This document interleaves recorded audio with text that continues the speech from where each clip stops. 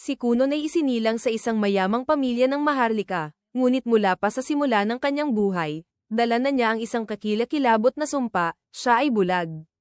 Kailanman ay hindi niya nakita ang mundo sa labas, hindi niya nasaksihan ang mga kulay, hugis, o kahit ang liwanag. Hindi tulad ng karaniwang mga bata, lumaki si Kunon sa ganap na kadiliman, lubos na umaasa sa mga boses at paggabay ng mga taong nasa paligid niya.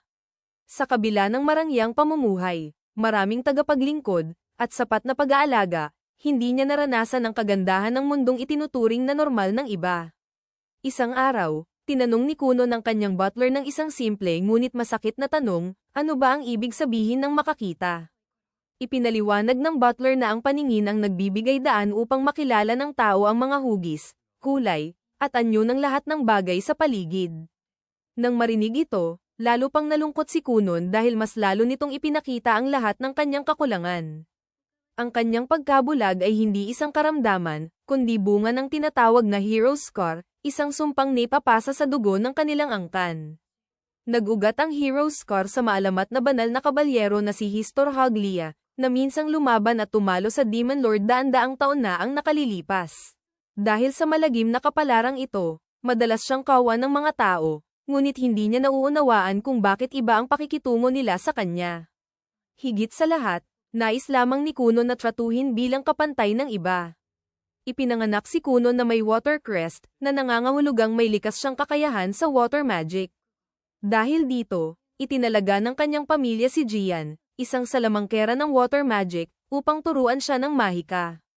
Hindi maintindihan ni Kunon kung bakit kailangan pa niyang mag-aral ng mahika. Dahil hindi man lang siya makalakad ng mag-isa at umaasa pa sa tulong ng kanyang katulong na si Iko, naniniwala siyang wala ring silbi sa kanya ang mahika. Gayunpaman, sinunod niya ang kanyang pamilya at nagsimula ng mga aralin kay Gian. Masigasig na itinuro ni Gian kay Kunon ang mga pangunahing kaalaman, at hindi nagtagal ay natutunan niya ang kanyang kauna-unahang spell na tinatawag na Ayori, na lumilikha ng isang maliit na katawan ng tubig. Ngunit hindi masabi ni Kunon kung naging matagumpay ba ang spell dahil wala siyang nakikita. Matiyag ang ipinaliwanag ni Gian ang bawat detalye, ang hugis, laki, at galaw ng tubig, upang mabuo ito ni Kunon sa kanyang isipan. Habang nagpapaliwanag, hindi sinasadyang inihambing ni Gian ang laki ng tubig sa isang eyeball at agad siyang humingi ng paumanhin, natatakot na baka nasaktan niya ang damdamin ni Kunon. Sa halip na masaktan ang damdamin, may napagtanto si Kunon na isang mahalagang bagay. Kung kaya niyang lumikha ng tubig, marahil balang araw ay kaya rin niyang lumikha ng mga eyeball gamit ang mahika. Ang kaisipang ito ang nagbigay sa kanya ng isang malinaw na layunin sa unang pagkakataon sa kanyang buhay. Mula sa sandaling iyon, naging masigasig at puno ng pag-asa si Kunon. Sinimulan niyang isipin at imahinasyon ang lahat ng nasa paligid niya, kahit ang pagkain. Maingat niyang sinusuri ang mga sangkap at bumubuo ng mga larawan sa kanyang isipan kung ano ang maaaring itsura ng mga pagkain. Nang makita ni Iko na bigla nang nagkaroon ng interes si Kunon sa pagkain, labis siyang natuwa at lalo pang naging masigla sa pagluluto para sa kanya. Kalaunan, may isa pang guro na itinalaga para kay Kunon na nagngangalang Flora, na siyang nagbabasa ng mga libro para sa kanya. Agad na hiniling ni Kunon na basahin ang kasaysayan, partikular ang kwento ni Histor Haglia. Nag-alinlangan si Flora, dahil naniniwala siyang maaaring masaktan si Kunon sa kwento, ngunit tiniyak ni Kunon sa kanya na nais niyang malaman ang katotohanan. Ipinaliwanag ni Flora ang digmaan sa pagitan ng bayani at ng Demon Lord, ang sumpang inilagay kay Histor, at kung paano nabuo ang hero's scar. Nahihirapan si Kunon na tanggapin na ang kanyang pagkabulag ay bunga ng isang napakalupit na kapalaran, ngunit sa huli ay pinili niyang magpatuloy sa halip na malugmok sa kawalan ng pag-asa. Nagpatuloy si Kunon sa pagsasanay at hindi nagtagal ay natutunan niyang magpalabas ng maraming water ball ng sabay-sabay. Gayunpaman, napakalaki ng konsumo ng mahika sa lakas ng katawan, at dahil mahina ang kanyang pangangatawan, siya ay bumagsak sa sobrang pagod. Habang kalahating wala sa ulirat, bumulong si Kunon na kailangan pa niya ng higit mas maraming kaalaman at mas maraming lakas.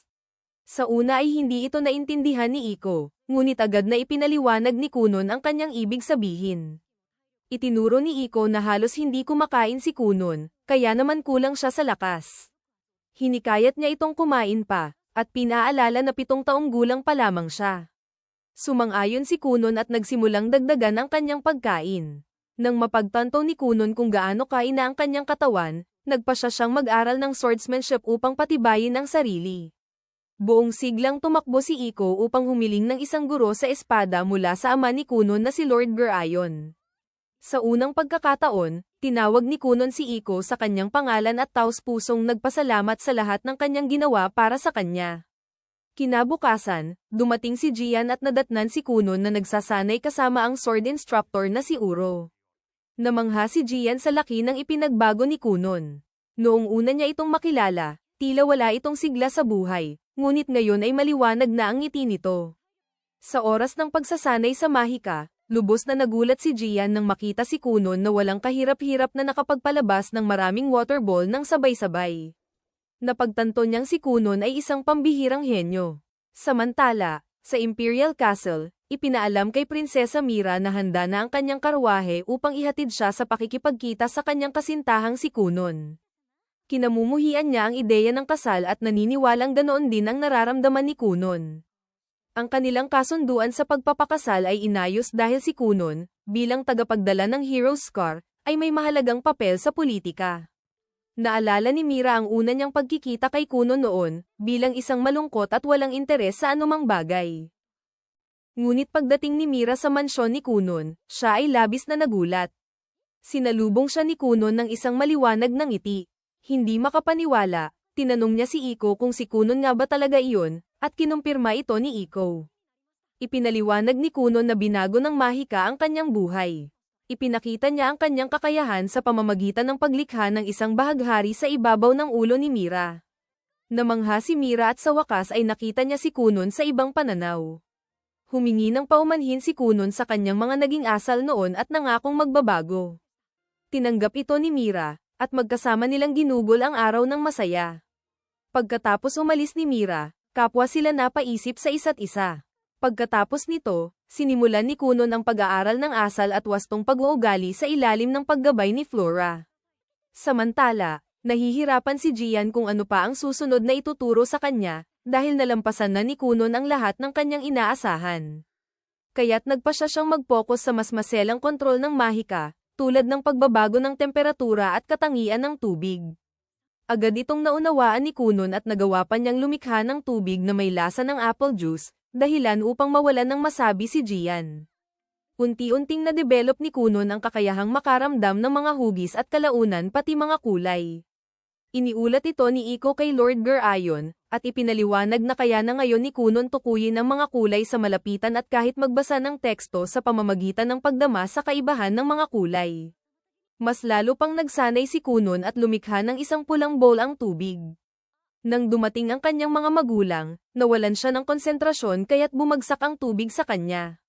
Nang makita ng kanyang ina ang pulang kulay, nahimatay siya, inakalang dugo iyon. Nagalit si Lord Gerayon, sa paniniwalang nagbibiro lamang si Kunon. Dumating si Jian at agad na pagtanto na lalo pang lumakas ang kapangyarihan ni Kunon. Naniniwala siyang maaari siyang maging pinakadakilang salamangkero sa buong kasaysayan.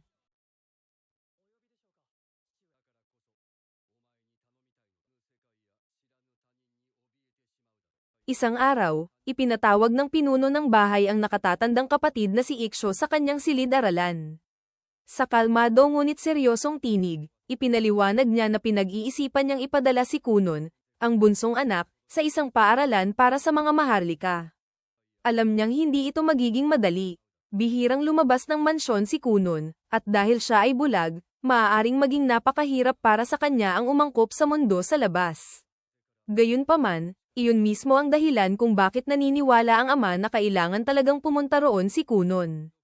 Sinabi niya kay Iksho na kailangan niya ang tulong nito upang suportahan at protektahan ang kanyang nakababatang kapatid. Nang marinig ito, naalala ni Iksho ang isang masakit na alaala mula sa nakaraan. Isang araw, noong mas mahina pa si Kunon, sinubukan ni Iksho na ilabas siya upang maglaro. Gusto niyang ipakita kay Kunon na maaari siyang umasa sa kanya. Ngunit sa halip, nagkamali si Iksho. Nadapa si Kunon sa hagdan at nahulog. Hanggang ngayon, sariwa pa rin sa alaala ni Iksho ang tunog ng pagbagsak ng kanyang kapatid sa lupa. Ang kabigwang iyon ay mabigat pa ring pasan ng kanyang puso.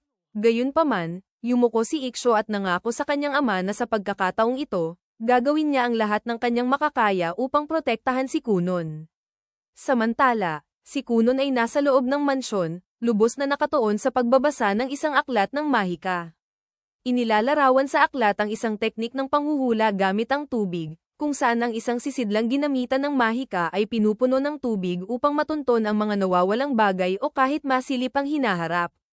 Si Aiko, ang katulong na laging nasa tabi ni Kunon, ay pabirong nagtanong kung kaya bang hanapin ng mahikang iyon ang kabataang nawala sa kanya. Agad na seryosong sumagot si Kunon. Sinabi niya na nasa rurok ng kanyang kagandahan si Aiko sa kasalukuyan, at walang lalaking mangangahas na iwan siya mag-isa. Sinabi pa niya na kung hindi lamang siya anak ng Marks, gugustuhin niyang si Aiko ang maging asawa niya. Tumawa si Aiko at pinaalalahanan siya na 10 taon ang tanda niya kaysa sa kanya. Nagbahagi ang dalawa ng isang magaan na sandali, ngunit naputol ang kanilang usapan nang dumating si Professor Fleur, na nagbabala sa kanila na huwag masyadong magbiro. Ipinaalala niya na naroon siya upang magturo, hindi upang makipaglaro. Di nagtagal, sinimulan ni Fleur ang aralin. Ipinakita ni Kunon ang kanyang pambihirang talino, mabilis na nauunawaan kahit ang mga komplikadong paksa. Napansin ni Fleur kung gaano kadaling sumipsip ng kaalaman si Kunon at kung gaano nakahinag ang kanyang pag-iisip. Sa paglipas ng panahon, itinuro rin ni Fleur kay Kunon kung paano kumilos bilang isang maayos na kabalyerong maharlika. Naalala niya kung paano minsang hiniling ni Aiko na palakihin si Kunon bilang isang ginoong may magandang sense of humor. Sumasang-ayon si Fleur na mahalaga ang humor, ngunit kailangan niyang mag-ingat. Dahil sa katayuan ni Kunon, hindi siya maaaring kumilos ng pabaya o magaan nang walang iniisip. Gayunpaman, inaamin ni Fleur na si Kunon ay naging mas kaaya-aya at mas madaling lapitan kaysa dati. Maya-maya, nakatanggap si Kunon ng isang inumin. Sa pag-amoy pa lamang ng aroma, nahulaan niyang ito ay isang 12 taong gulang na produkto mula sa bagong kaharian. Itinuwid siya ni Aiko at ipinaliwanag na ito ay isa palang pambansang alak mula sa Hoglia.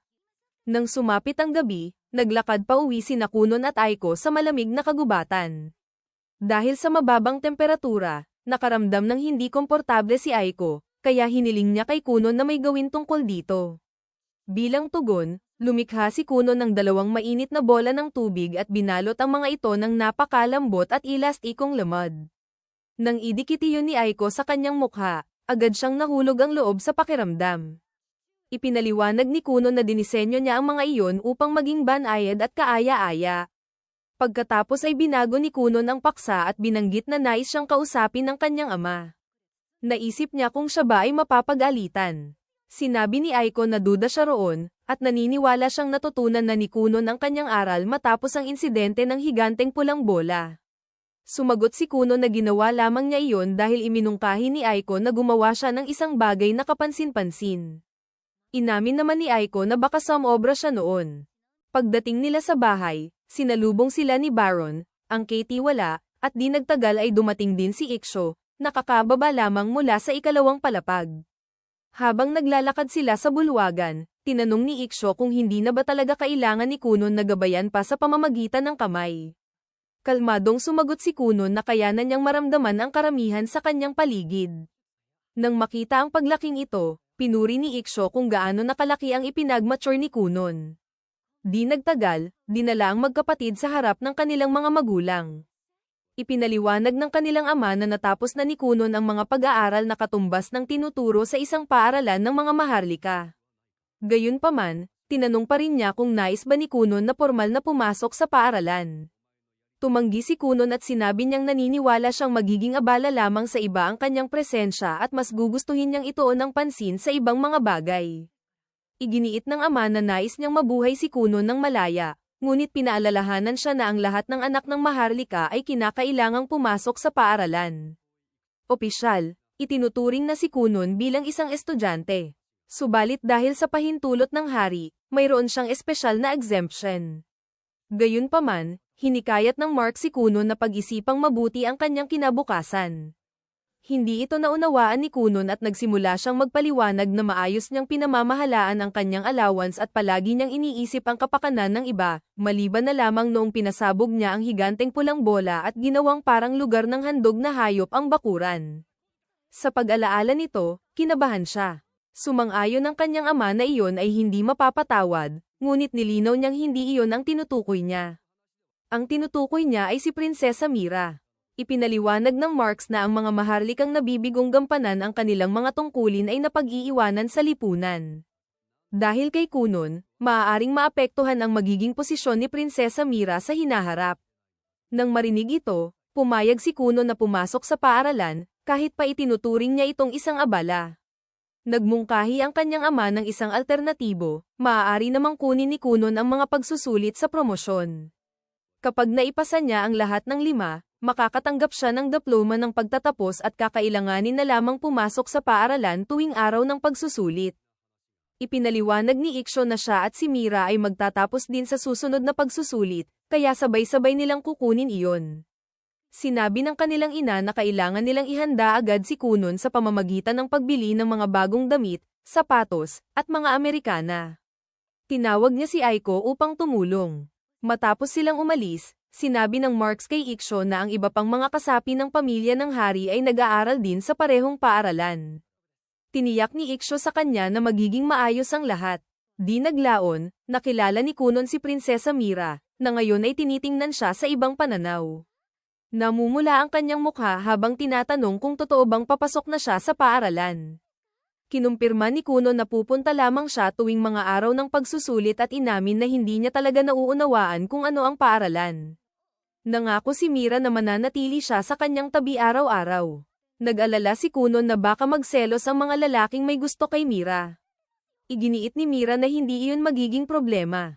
Nang tanungin ni Kunon kung ganoon nga ba talaga siya kasikat, nasaktan ang damdamin ni Mira at buong pagmamalaki niyang idineklara na marami ang humahanga sa kanya. Bilang paghahanda sa posibleng gulo, naisip ni Kunon na bumili ng isang wand para sa sariling depensa. Sa araw ng pag-alis, nagpakita siya suot ang kanyang mga bagong damit, at labis na nasabik si Aiko sa kung gaano siya kaganda tingnan. Sa loob ng karwahe, ginamit ni Kunon ang mahikang tubig upang ganap na patatagin ang mga gulong. Napansin ni Iksho na hindi man lang umuuga ang karwahe. Tinanong ni Iksho kung nakakaramdam ba si Kunon ng kaba sa pag-alis ng tahanan. Sinabi ni Kunon na kalmado siya. Naalala niya kung paano niya minsang ninais na maglaho, ngunit ngayon ay determinado na siyang mabuhay anuman ang mangyari. Nang idagdag niya na mabubuhay siya kahit pamamatay ang buong sangkatauhan, nakaramdam ng hindi komportable si Iksho. Ipinaliwanag ni Kunon na ang ibig lamang niyang sabihin ay mabubuhay siya ng napakahabang panahon. Pilit namang nagpanggap si Iksho na normal lang ang lahat. Pagdating nila sa paaralan, naramdaman ni Kunon ang dami ng mga taong nasa paligid. Tinapak niya ang lupa gamit ang kanyang wand hanggang sa tumakbo si Mira upang salubungin siya. Nagpalitan sila ng mga pabirong papuri, na lalo pang nagpakailang kay Iksho. Bigla namang tumigil si Kunon, nabigatan sa dami ng tao sa paligid. Ngunit pinatatag niya ang loob at nagpatuloy, hinihiling kay Mira na gabayan siya. Hinawakan niya ang kamay nito. Sa loob ng paaralan, isang naghihintay si Gurong Cast.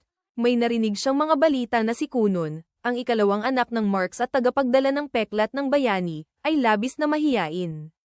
Nang magpakita si Kunon, agad niyang nabighani ang lahat.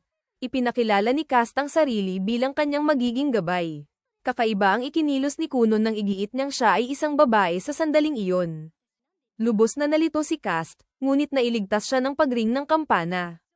Kalaunan, ibinigay ni Cast kay Kunon ang pagsusulit sa promosyon.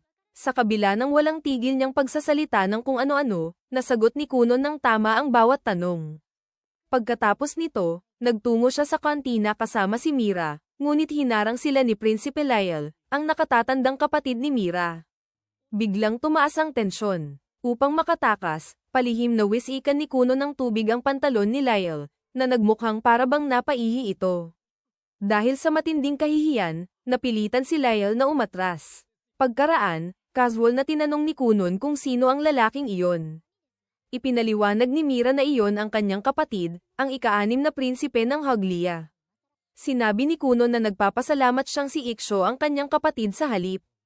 Si Iksho naman ay napaisip lamang kung paano niya ipaliliwanag ang lahat ng ito sa kanilang ama. Samantala, patuloy na nag-aalab ang galit ni Lyle, na tila nangangako ng mga tunggalian sa hinaharap.